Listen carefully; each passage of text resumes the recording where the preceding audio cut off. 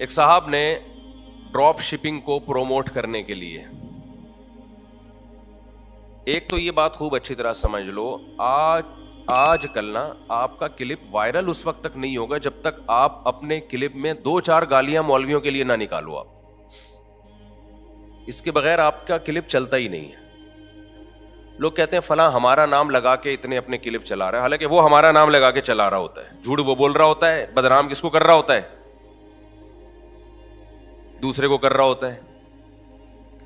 مثال کے طور پر میں، یہ سوشل میڈیا پہ بڑے مشہور ہیں، فرض کریں میں نے کہا یہ دیکھو میرا نام لگا کے اپنے کلپ کو وائرل کر رہے ہیں.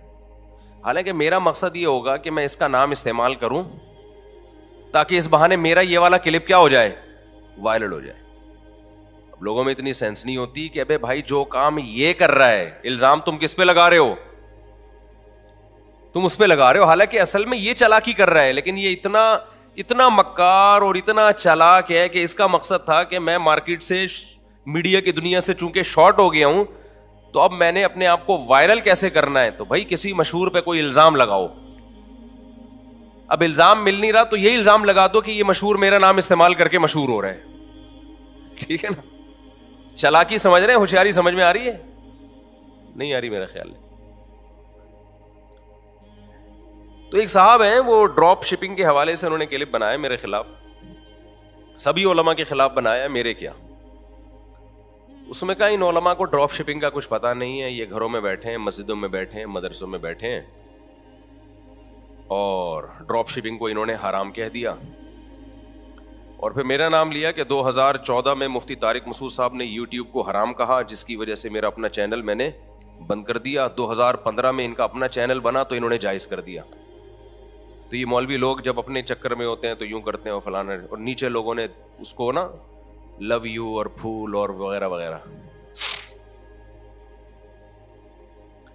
کسی کو یہ، میں دیکھ رہا تھا درجنوں کمنٹس میں کوئی ایک کمنٹس ہو جو اس سے مطالبہ کر لے کہ یہ جو تم نے مفتی طارق مسعود پہ الزام لگایا ہے اس کی کوئی ثبوت، کوئی دلیل کہ 2014 میں حرام کیا، 2015 میں حلال کر دیا، اور ڈراپ شپنگ کو ناجائز کہتے ہیں یہ لوگ. ان کو ڈراپ شپنگ کا کوئی پتہ ہے ہی نہیں. اس میں بہت سارے الزامات ہیں.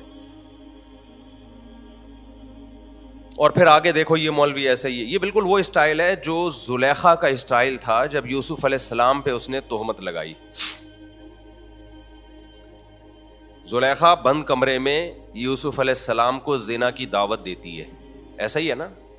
ہمارے پاس جو اللہ کا کلام پہنچا وہ جھوٹا نہیں ہو سکتا. اس میں جو اللہ نے ہمیں خبر دی، جو نیوز تھی ہمارے پاس، وہ کیا تھی کہ کوشش کس نے کی ہے بدکاری کی؟ بول لو نا بھائی. زلیخا نے.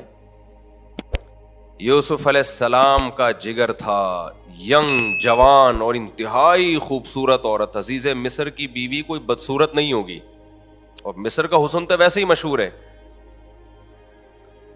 کنوارے بھی ہیں، بہت طاقتور بھی ہیں. وَلَقَدْ هَمَّتْ بِهِ وَهَمَّ بِهَا. قرآن کہتا ہے وسوسوں کی حد تک یا جذبات جو یوسف علیہ السلام کے دل میں بھی پیدا ہوئے، جوان تھے، رغبت پیدا ہوئی،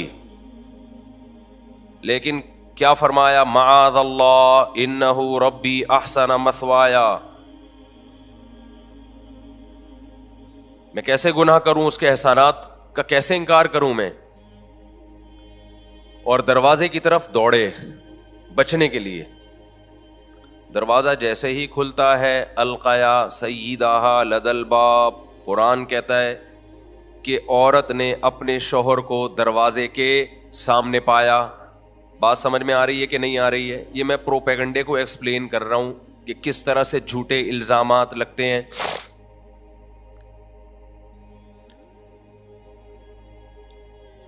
الفیا سیدہا لدى الباب.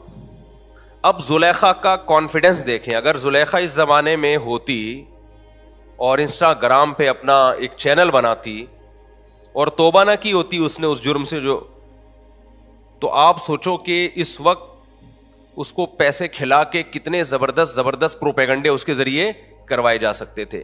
کیونکہ جھوٹ بولنے کے لیے سب سے پہلے یہ ضروری ہے کہ جھوٹ بڑے کانفیڈنس کے ساتھ بولیں. آپ اگر جھوٹ بولتے ہوئے ذرا سا آپ کنفیوز ہو رہے ہیں، لوگ سمجھ جائیں گے یہ جھوٹ بول رہے ہیں. بڑے کانفیڈنٹلی آپ جھوٹ بولیں, تھوڑا ہنسیں بھی مسکرائے بھی, اس طرح سے ہوتا ہے جھوٹ.